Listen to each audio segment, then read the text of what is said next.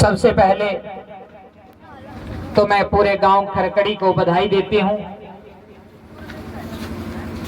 कि जब हमने कार्यक्रम किया तो जितने भी हमारे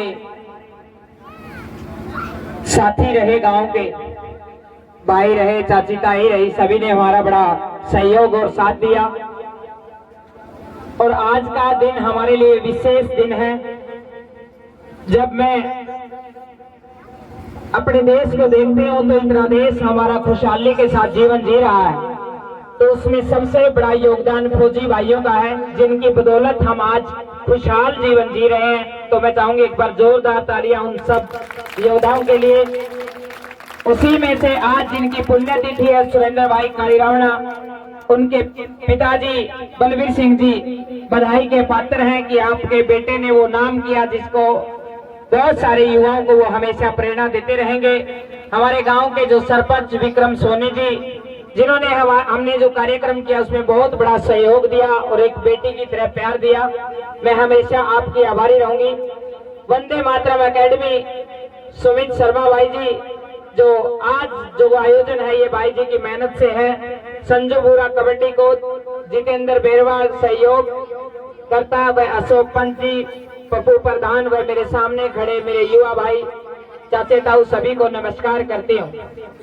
जितने भी युवा खड़े हैं मैं उनको एक ही बात कहना चाहती हूँ कि आज आप सब देख रहे हैं ओलंपिक हो रहे हैं, पूरी दुनिया के खिलाड़ी खेल रहे हैं और उसमें हमारे देश के खिलाड़ी भी भाग ले रहे हैं। और हमारे देश में हरियाणा के खिलाड़ी सबसे ज्यादा है। ये हमारे लिए बहुत बड़ी सौभाग्य की बात है कि एक छोटा सा हरियाणा सबसे ज्यादा मेडल लेके आता है। इससे बड़ी खुशी की बात कुछ नहीं हो सकती है। कल मैं अखबार उठा करके पढ़ रही थी और कल एक भाई अमन सहरावत पढ़ रहा था। जितने युवा खड़े हैं उनका ध्यान एक बारी उस खबर की तरफ, उस बच्चे की तरफ लेके जाना चाहती हूँ। एक 21 साल का लड़का जिसके जीवन में वो चुनौतियां आई, अगर आदमी सोच ले तो वहीं बैठ जाता है। पिता चले गए, माँ चली गई दुनिया से, और आप समझ सकते हैं जब पिता और माँ दोनों इस दुनिया में नहीं हो तो उस बच्चे पे कितना असर पड़ता है। लेकिन वो बच्चा ना टूटा, ना थका, ना हारा, संघर्ष किया और कल ब्रोंज मेडल लेकर के ओलंपिक में अपने देश का नाम रोशन करने का काम किया है। मैं जितने भी युवा खड़े हैं, जितने भी ये नन्हे नन्हे बच्चे हैं, मैं एक ही बात कहना चाहूंगी, अपने जीवन में उन व्यक्तित्वों को, उन प्रेरणाओं को आप जरूर पढ़ें। विनेश बहन को आपने अभी कुछ दिन, 4-5 दिन से आप लगातार उनकी खबरें देख रहे हैं। कितनी सारी चुनौतियों का सामना करते हुए उन्होंने बहुत सारी बाधाओं में निकली, पारिवारिक बाधाओं में भी, सामाजिक बाधाओं में भी और खेल में भी बहुत सारी लड़ी और आज इस मुकाम पे हैं। मैं जितने भी मेरे बहन भाई बैठे हैं, मैं एक ही बात कहना चाहती हूँ कि जीवन में आनंद भी लीजिए, लेकिन उसके साथ साथ संघर्ष का आनंद जरूर लीजिए। मेहनत कभी भी बेकार नहीं जाती, पसीना बहाया हुआ कभी बेकार नहीं जाता। मैं मेरी टीम के साथ पिछले 4-5 साल से अपने इस इलाके में काम कर रही हूँ। खास करके हमने विधानसभा बरवाड़ा में बहुत काम किया है और हमारा मकसद यही है कि युवा नशे से बाहर निकले, समाज में भाईचारा हो, बड़े छोटे की इज्जत हो, आपस में प्रेम हो, जातियों से ऊपर उठ करके हम प्यार प्रेम की बात करें, यही मकसद मेरा रहता है।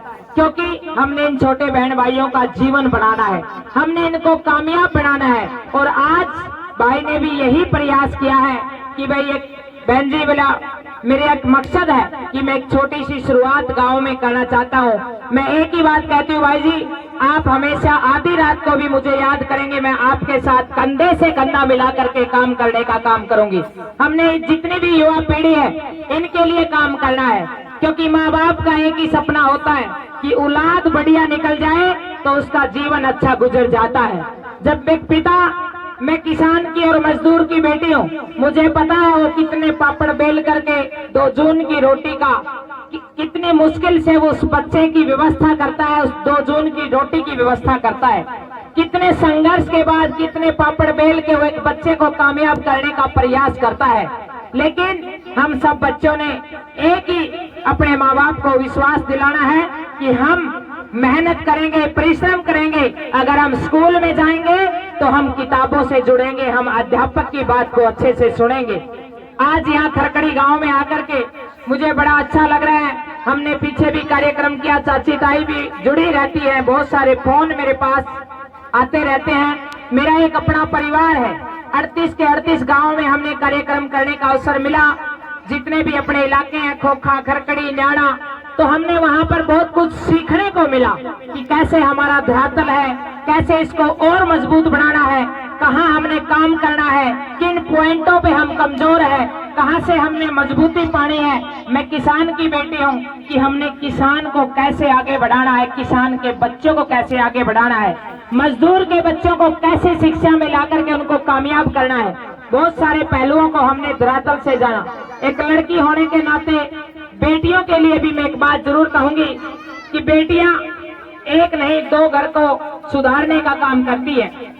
अगर बेटी पढ़ेगी तो वो पूरे समाज को भी जागृत करने का काम करती है। और ऐसा नहीं है कि बेटी आज किसी क्षेत्र में पीछे है। आज जब ओलंपिक में हम देखते हैं तो बेटों से ज्यादा मेडल लेकर हमारी बेटियां आ रही है, ये बहुत बड़ी बात है। लेकिन अनुशासन सबसे बड़ी पूंजी है। इन जो सब जितने भी सफलताएं हैं उसकी चाबी अनुशासन है, डिसिप्लिन है और बड़े बुजुर्गों का आशीर्वाद है। अकेली कामयाबी मेहनत से भी नहीं मिलती है, बड़े बुजुर्गों का आशीर्वाद, माँ बाप का प्यार और आशीर्वाद वो हमारे को कामयाबी की तरफ लेके जाता है। तो आज मैं पूरी टीम को बधाई देती हूँ और भाई को स्पेशल शुभकामनाएं देती हूँ कि आप हमेशा इस कार्यक्रम को जारी रखें। और मैं ये चाहती हूँ कि एक दिन हम ये गांव का नहीं है पूरे इलाके का कार्यक्रम करें जिसमें बहुत दूर दूर के खिलाड़ी आए और यहाँ एक खेल का ग्राउंड जो आज तैयार हुआ है ये बहुत खूबसूरत एक अच्छा स्टेडियम बने।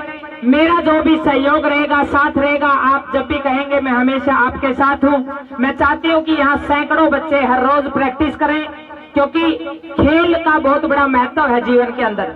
जब हम खेलते हैं तो हम बहुत कुछ सीखते हैं, अनुशासन सीखते हैं, एक दूसरे के साथ रहना सीखते हैं और जो सबसे बड़ी भावना है वो हम देश प्रेम सीखते हैं। क्योंकि अगर हम अपने देश से प्यार नहीं करेंगे, अपनी मिट्टी से प्यार नहीं करेंगे, पूरी दुनिया में जाने का अवसर मिला।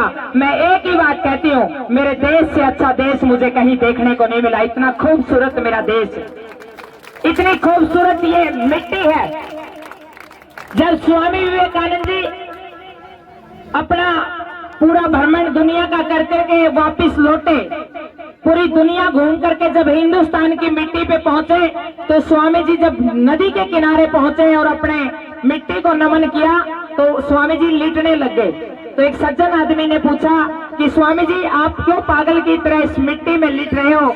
उसने कहा कि ये मिट्टी नहीं है, ये मेरी माँ है, ये हिंदुस्तान की धरती मुझे माँ जैसा प्यार और स्नेह देती है। मेरे हिंदुस्तान के संस्कार ये बोलते हैं और ये सच्चाई है। मैं पूरी दुनिया में गई, पूरी दुनिया में जाने का अवसर मिला।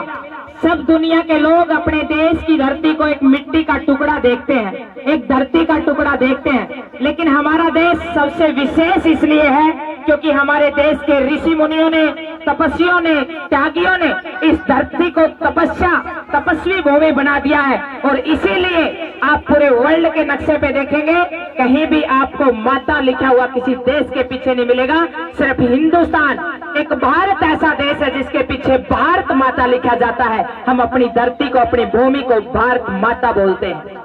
ये हमारे संस्कार है, ये हमारी संस्कृति है।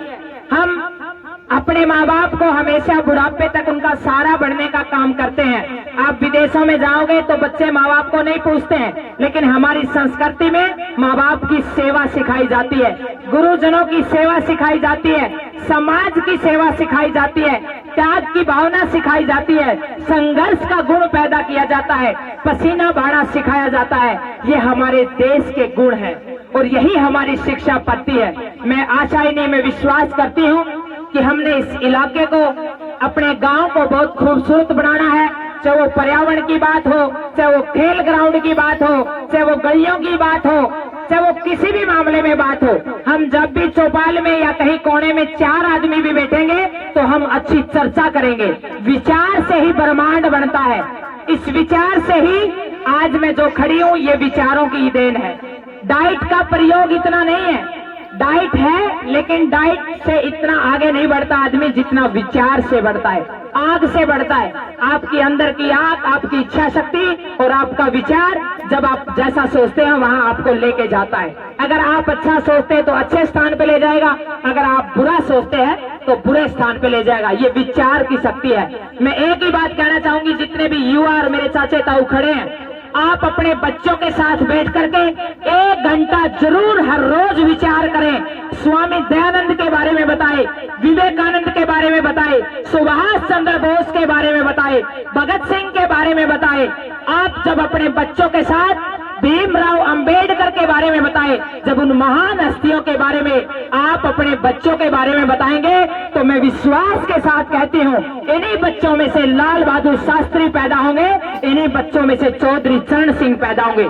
ऐसा मैं विश्वास के साथ ये भावना कहती हूँ, क्योंकि मेरी माँ अनपढ़ है, जिन्होंने मेरे घर के अंदर वो विचार दे करके आज इस मुकाम पे पहुंचा दिया है। उसने कुछ नहीं आता है लेकिन उसको बहुत कुछ आता है। उसने रेडियो के अंदर अच्छे देशभक्ति गाने चलाने आते हैं। उन्होंने बहुत अच्छी भावना के साथ मुझे यहाँ बढ़ाने का काम किया। मैं एक ही बात कहूंगी, आप सभी को शुभकामनाएं दूंगी कि कोई बात नहीं भाई, बरसन दे रहा, बहुत मुश्किल वर्षा है, इतना तापता पड़ा है, अभी इसी बारिश की बात कर रहे थे। तो बहुत बहुत बधाई और शुभकामनाएं देती हूँ। हमेशा आप सबके बीच में खड़ी रहूंगी, लेकिन इन सब बच्चों से एक ही अपेक्षा करती हूँ कि हम सब संघर्ष करेंगे। आप सब बच्चे तैयार हैं? मैं आप सभी बच्चों से बात कर रही हूँ, भाषण नहीं दे रही हूँ। आप सब बच्चे तैयार हैं? आप संघर्ष करने के लिए तैयार हैं? जोर से बोलिए, आप संघर्ष करने के लिए तैयार हैं? आप माँ बाप की बात को मानेंगे? अपने दादा दादी की सेवा करेंगे? आप एक अच्छे बच्चे बनेंगे? आप एक अच्छे राष्ट्र के सैनिक बनेंगे? मुझे विश्वास है आप सब बच्चे बहुत कामयाब हो गए। ऐसी मैं शुभकामनाएं और कामनाएं करती हूँ। बहुत बहुत बधाई। जय हिंद, जय भारत। हेलो भाई, जो भी फाइनल हिट के लिए हैं